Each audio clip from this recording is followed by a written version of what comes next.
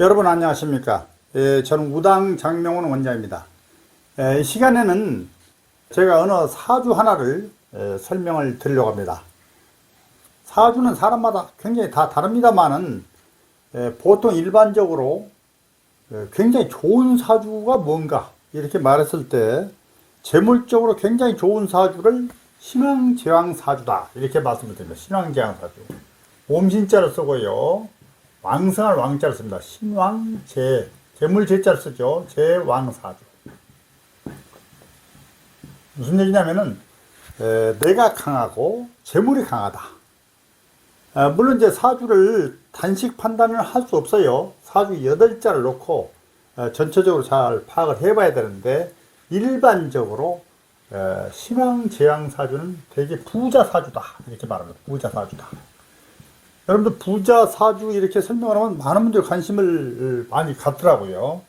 그래서 제가 신왕제왕사주를 한번 설명드린 바가 있습니다. 제 유튜브에. 근데 오늘은 다른 거 하나 설명을 드리려고요. 다른 사주, 신왕관왕사주다. 몸인자를 이렇게 똑같이 써요. 신왕관왕사주다. 관할 때 관입니다. 그 다음에 신왕관왕사주. 신왕관왕사주.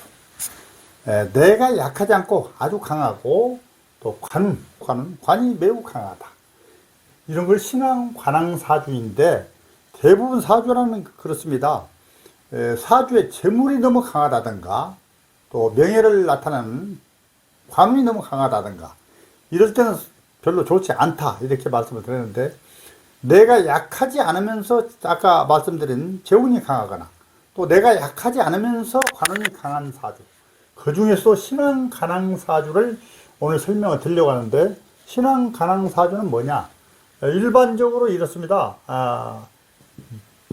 명성이 높다 이렇게 말씀드렸어요. 명성 아시죠?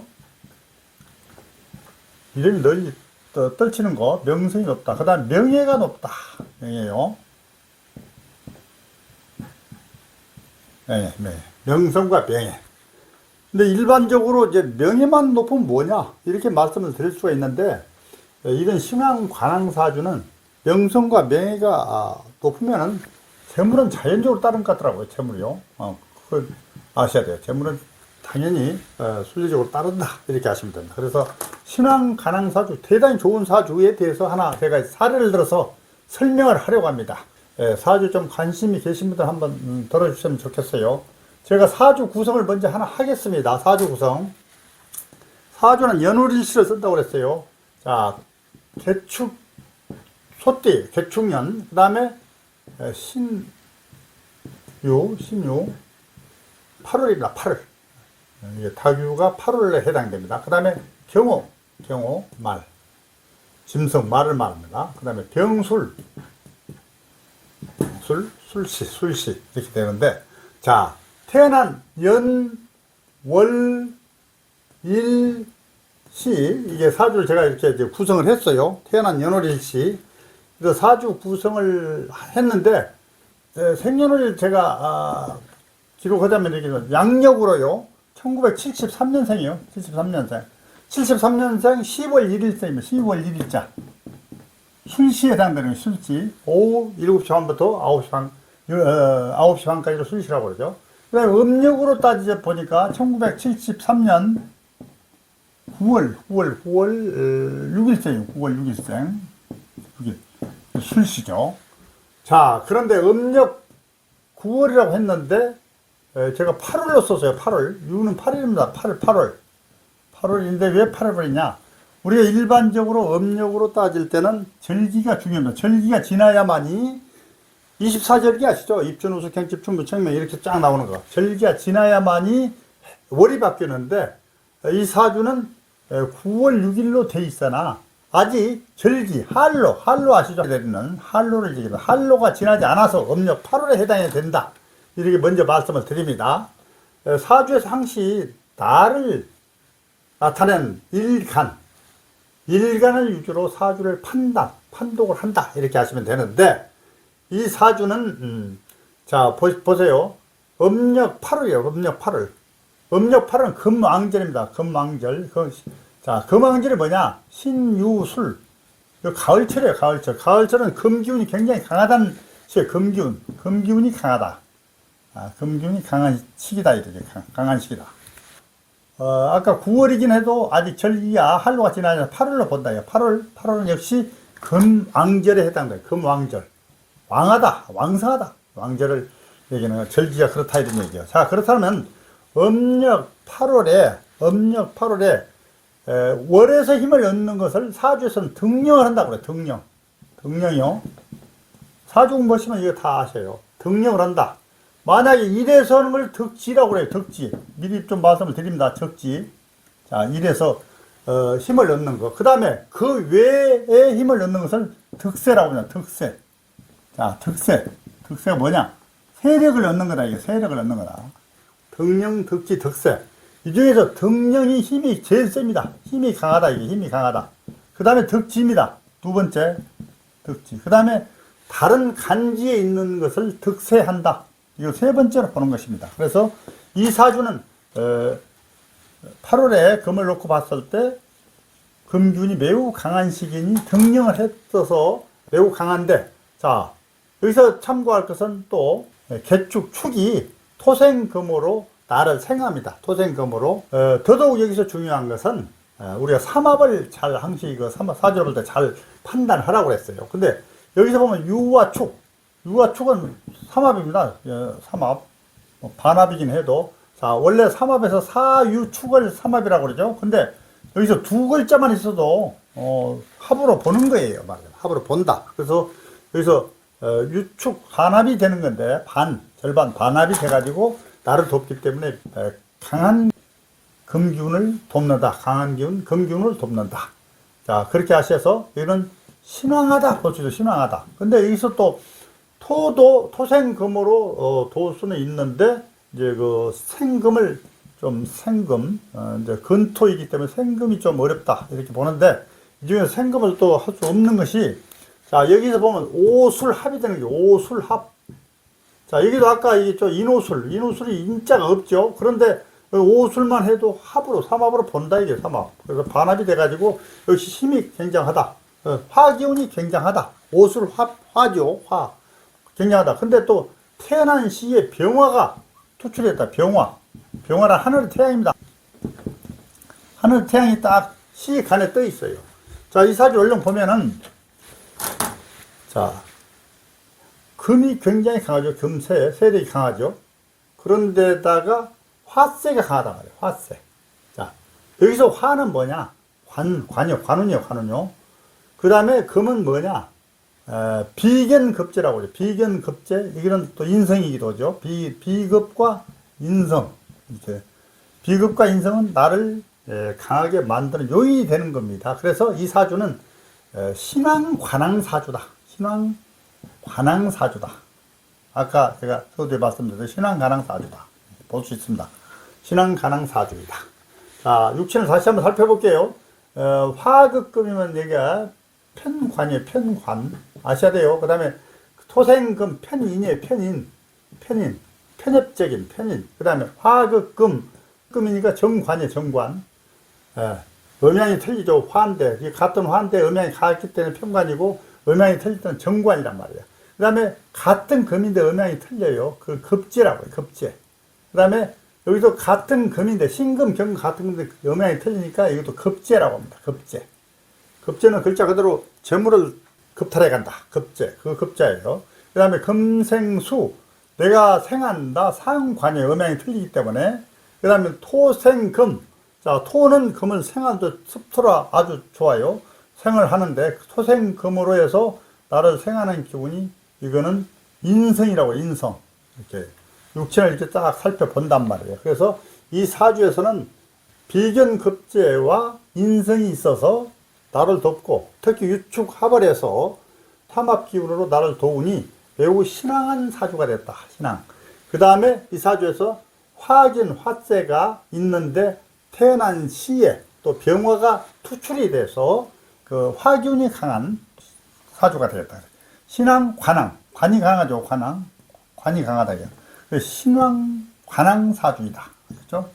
이렇게 하시면 되는데, 자, 이 사주를 보면은 단지 하나 섭섭한 게 일점의 목 기운이었어. 목. 여기서 목은 뭐냐? 재물이에요. 재물. 그리고 여자 운이기도 해요. 근데 없어요. 근데 사주에 오행이 없다고 해서 그냥 어떤 사주를 보시는 분들은 엄청난 이상한 얘기를 해가지고 아주 골치 아프다 막 이렇게 얘기를 해버리고 막 재물이라고는 없다 이렇게 말씀을 하시는 분이 계세요. 근데 그런 사주는 단식 판단이라고 합니다. 단식 판단. 절대 그렇게 사주를 보시면 안 되고요. 사주가 여기서 목이 없어서 굉장히 좋은 사주라고 제가 강조를 합니다. 왜 그러냐면은, 자, 왜 그러냐면요. 아까 잠시 말씀을 드렸습니다만은, 이 사주는, 자, 등령과 또 유축 합의돼서 이렇게 해서 나를 굉장히 강하게 신앙하게 만들었고, 또 그거 못지않게 화세가 강하다. 자, 금은 용광로에서 재련을 하지 않습니까? 불에 달고 가지고 재련한단 말이에요. 당금질. 예, 불기운으로 쇠가 들어가면 재련이 된단 말이에요. 재련. 아주 잘 단련이 된다. 그래가지고 이 강한 금기운이 용광로에서 재련이 되면서 한 개수가 해서 식혀주는 거예요. 식혀줘. 그래서 우리가 대장간에서 보면은 그 쇠를 넓게 불달쳐가지고 때려서 이렇게 잘 만들어서 또 물에 담그고 하는 것을 담금질이라고 하죠. 담금질. 그래서 이 사주는 내가 강하면서 화기운이 상당히 강하니 그런데다가 금기운 나 자신을 잘 재련을 하기 때문에 매우 좋은 사주다. 그래서 개수까지 있어서 아주 좋은 사주다. 이런 사주를 금상첨화라고 그래요. 금상첨화. 금상첨화.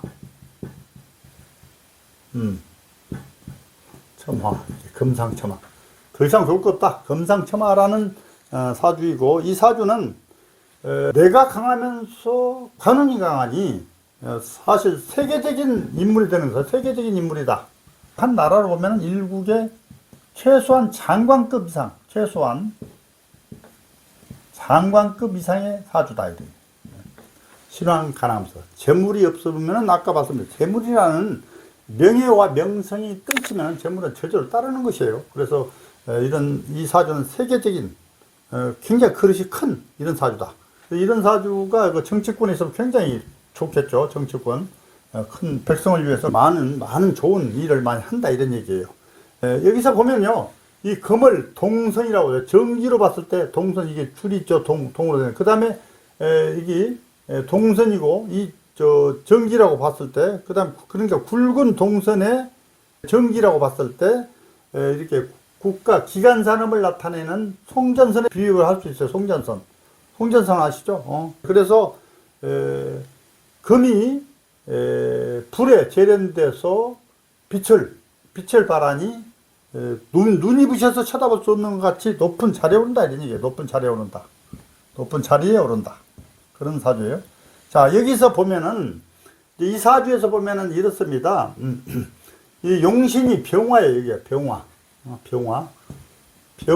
병화가 용신이고 희신은 목기운이에요.